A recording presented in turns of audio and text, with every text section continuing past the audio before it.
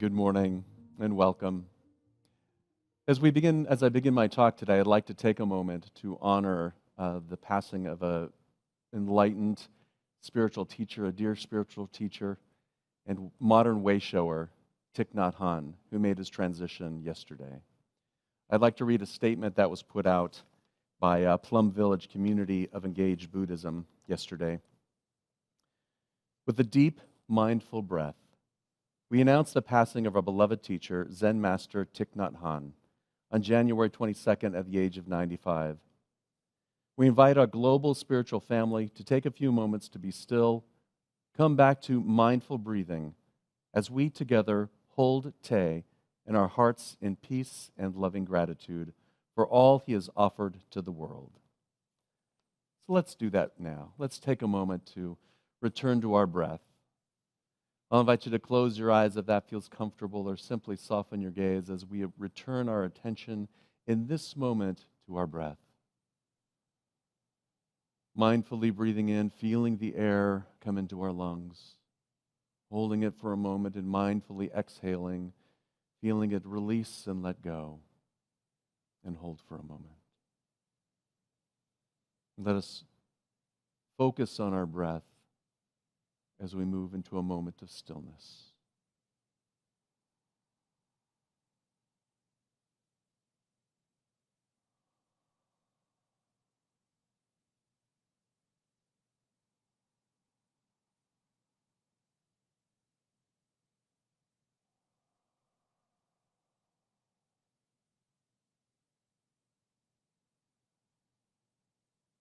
And in this moment, we surround our beloved teacher, this way shower, with our love, as this individual and brightly shining and powerful wave returns to the ocean from which it came. And with that love in our hearts, we bless the world and we bless each other. And so it is. This is an interesting time, as last week we were talking about the allness and you. The allness being that infinite source of life, love, and wisdom, the allness of God by whatever name you choose to give it. And knowing that it is everywhere present. And as it's everywhere present in the universe, it's in every cell of your body. It's the allness of you, in which you are an eachness of that allness being expressed in this present moment.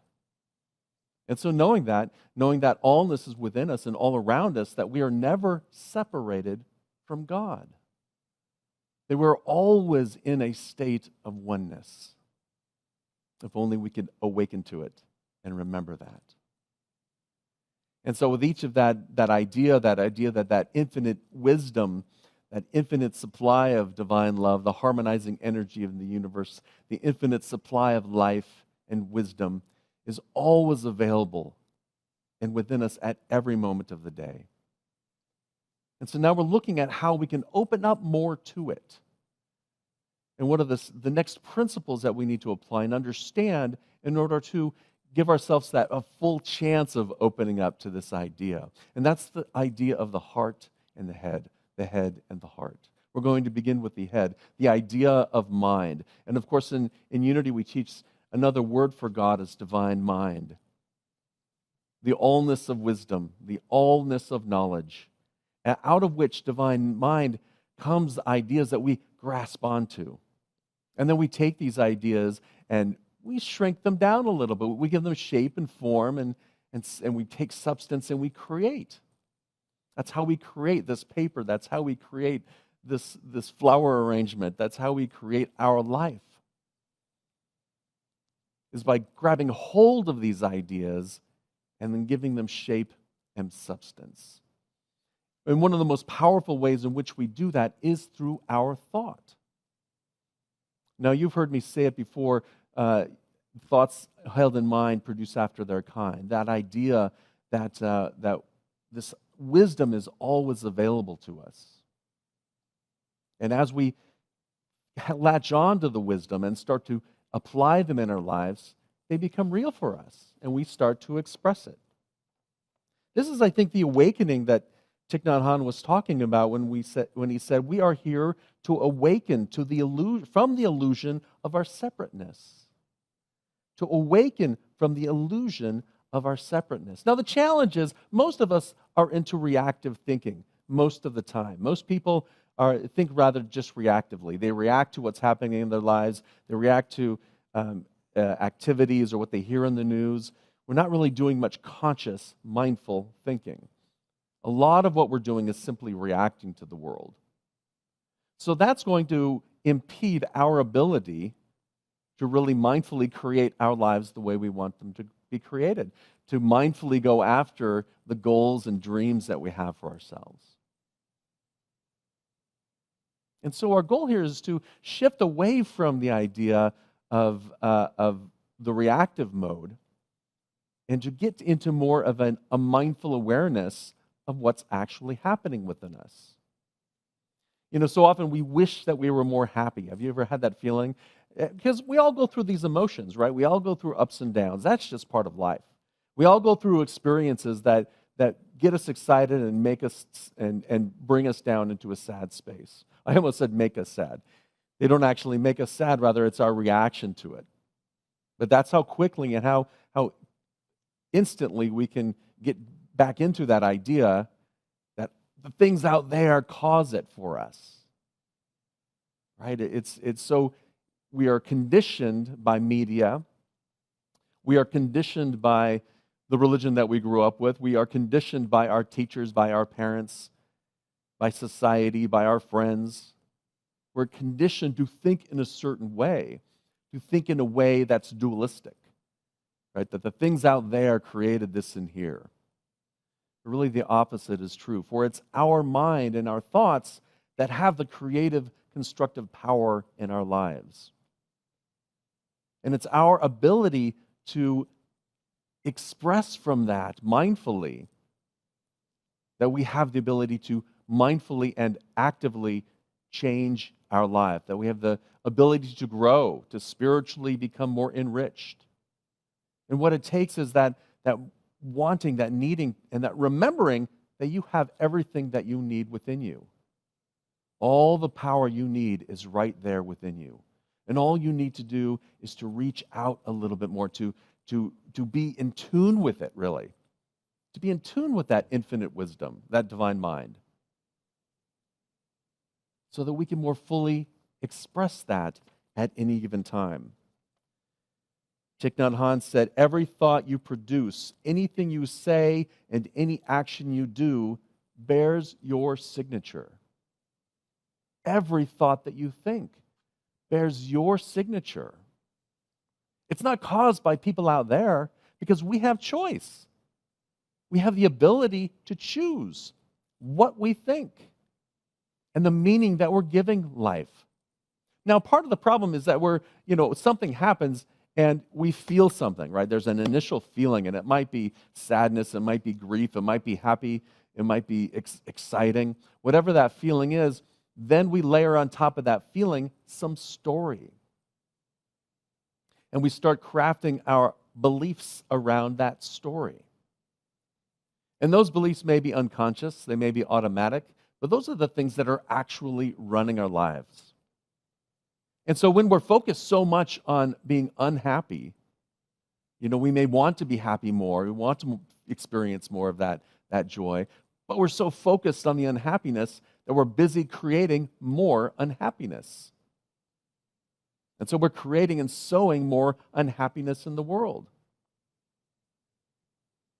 So those beliefs that we start to hold on to, and even those intentions that we hold when we wake up in the morning and do our prayer, our mindfulness meditation, we do our intention for the day, that's great. But what happens the other 23 hours of the day?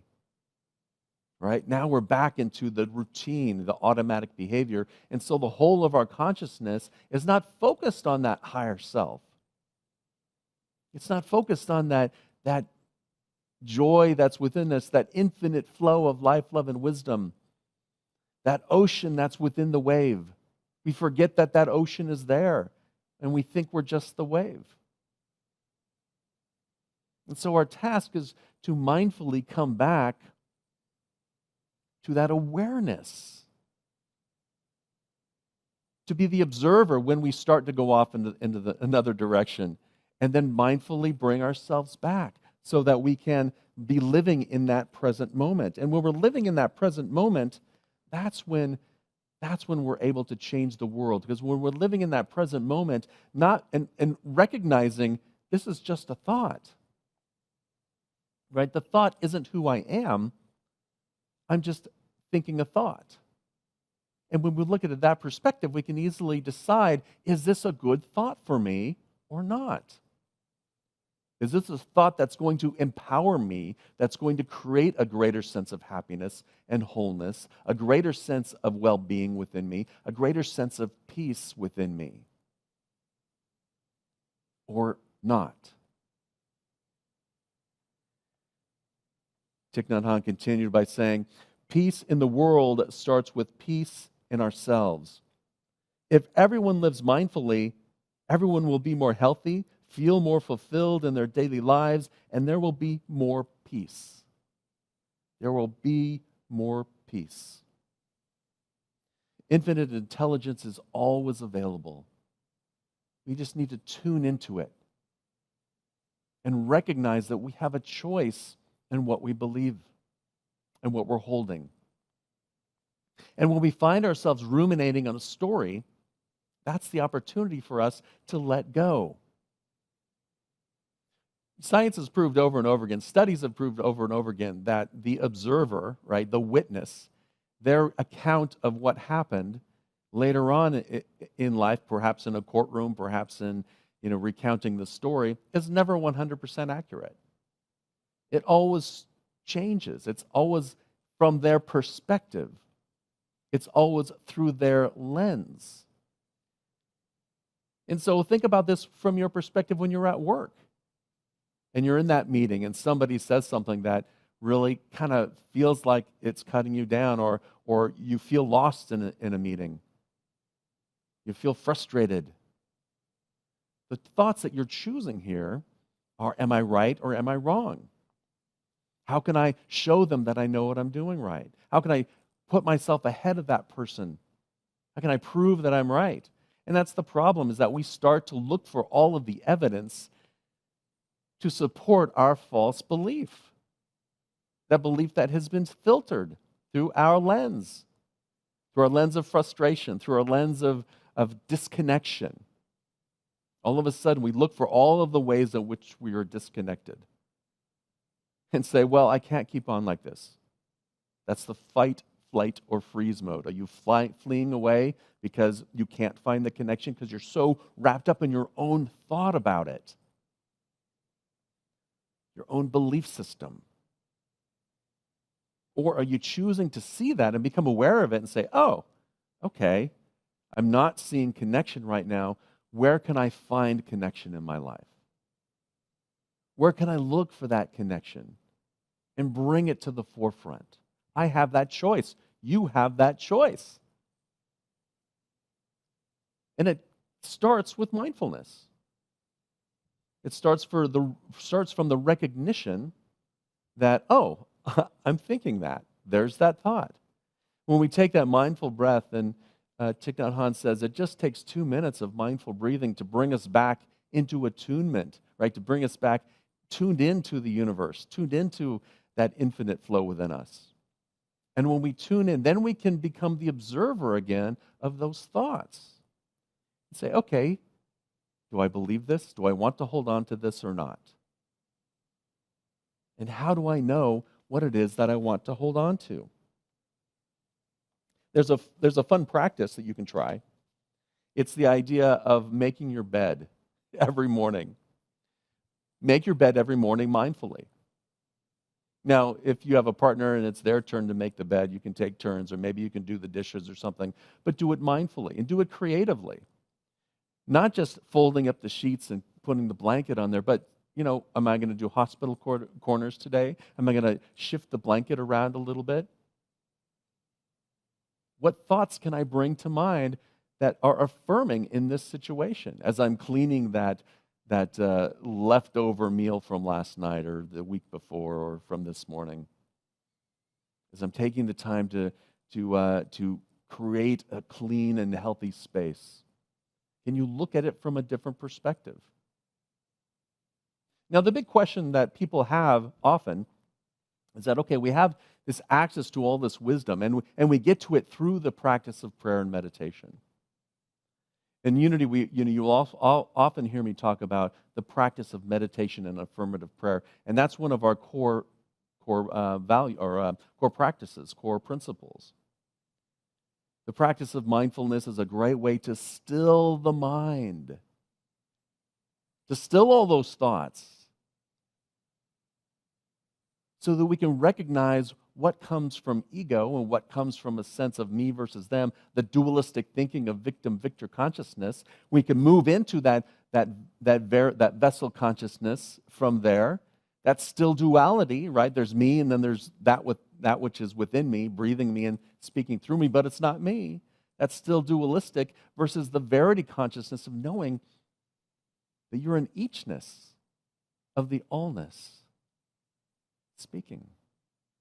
That what you're creating is unique and can be beautiful. And of course, there can be the opposite. That the question has, well, how do I know if it's good or not? Well, I think we come back to the heart. The heart of us, in the heart of us is really that center of divine love, that harmonizing energy that flows through us. So when we might be tuned into divine intelligence, filtered through our consciousness, we also are tuned into that divine love, that harmonizing energy. So am what I thinking, is it a beneficial presence to me? Does it lift me up to my highest good? Does it move me along the path in the right direction? Or am I taking 5 steps back? Coming from the heart, we can see is what I'm thinking and what I'm doing, thinking, saying, and expressing in the world, those things that have my signature on it, are they a beneficial presence to the world? Or are they the opposite? Are they destructive words, thoughts, and actions? Are they stagnant words, thoughts, and actions? Are they disappearing, evaporating, because I'm fleeing, fight, flight, or freeze? How am I expressing that? And am I coming from that sense of fear? By mindfully looking at our thoughts and our ability to choose our thoughts, we can just as easily throw one of those beliefs away that we took on. Depending on how embedded it is, we may have to practice that over and over again. But when we return to the heart without the chatter of the mind, in the stillness, we're able to feel and know and be in the presence of the allness. And so we'll know, is what I'm thinking and saying and doing kind? Is it compassionate? Is it helpful? Or is it hurtful? Now, the ideal in unity is what we teach is the practice of affirmative prayer. And meditation brings us into that stillness where we can calm the chatter, the monkey mind, so that we can hear more clearly that voice within that is pure. It's still coming through some consciousness because we're translating it into words, so it's coming into our filters. We're narrowing it, that which is infinite, into something tangible. And we're doing it from the heart. We're doing it from that aspect of divine love, that harmonizing energy. People ask me about the idea of faith. And they say, well, faith is just a belief. But I tell you, there's so many beliefs that we have that are contradictory to each other. At the beginning, I talked about that one belief, that intention that we're setting, how I'm going to live my life. Maybe it's your white stone word or your spiritual value or some principle that you're holding dear. And you establish that every morning. And then you go into your life and you start to slip into another belief. I'm not that. I'm not the allness. I'm not the eachness. I'm just, a human being. I'm just a small, consciousness. It's not me, it's that consciousness flowing through me. It's not me, it's those guys that are doing it to me. We slip back down into dualistic thinking. We slip back down into victim-victor consciousness. Faith, on the other hand, is the sum total of our consciousness. So while we have these competing beliefs in there, faith is the sum total of that in consciousness. And by your faith, those miracles are done. So it's important for us to exercise our choice in our thoughts, ideas, words, and actions that we express as an eachness of the allness. This is what I believe was meant in the Gospel according to John, when the Apostle John says, "Out of the believer's heart shall flow the rivers of living water." The book of John was a very spiritual and metaphysical and symbolic story. But if we look at this metaphysically, out of your heart, when we're centered, when we are in harmony with the universe, then all of the thoughts, ideas, and actions begin to align with that. We begin to live in the flow of life, love, and wisdom. We begin to express it more fully. Thich Nhat Hanh says, with mindfulness, you can establish yourself in the present in order to touch the wonders of life that are available in this moment. Imagine if you came to that, if you came to life from that experience, combining the head and the heart, knowing that you have choice of what you're going to believe, and mindfully choosing your thoughts, your words, and your actions, guided by the wisdom of your heart, guided by that divine love, that harmonizing energy. Imagine what life would be like if you walked outside today and looked at the world in the present moment from that space. What would you see? What would light up for you? Imagine if you went into your meetings, right, to review your budget or to review your strategic plan or to review your tasks for the week, to review your goals for the week. From that perspective, how different would it be? I've heard some people tell me, well, I didn't pick it. They gave me a quota. That's not really mine, but I didn't choose it, but that's what they're telling me I have to do. Well, you're accepting a check. So you're choosing to do it. You're taking over the responsibility. Stop pushing the responsibility on someone else. You're saying yes. What would happen in life if you approached it from that perspective of here's what I'm saying yes to? And how can I harmonize with that? How can I bring forth the best ideas that get me towards that goal? How can I keep myself from distracting myself with whatever methods we distract ourselves with? How can I have the discipline to keep moving forward and to be in it, not shrink from it, not hide from it, not attack it, not freeze in the middle of it, but just simply know that you're here to express your eachness in that situation. To meditate means to go home to yourself. Then you know how to take care of the things that are happening inside of you. And you know how to take care of the things that are happening around you. Because you've accepted that choice within you of your thoughts, of your words, and of your actions. You've made a choice about which belief you're going to hold on to and which you're going to discard, knowing that all of those little beliefs that we hold are really just from the lens of our consciousness. So can I be open to change my belief? One of the most powerful things that I've experienced is just simply being open to, I could be wrong. That has a negative connotation maybe, or maybe it's, there could be another aspect of this that I'm unaware of. That's a little bit easier to take on. I'm making this decision based on the best knowledge that I have then. What other knowledge can I obtain from the universe? Can I soak in? Can I tune into? Can I tune into that frequency? As we begin to express life from this perspective, actually living life from this perspective, that's when we come into this idea of enlightenment. Thich Nhat Hanh says, enlightenment is when a wave realizes it's the ocean.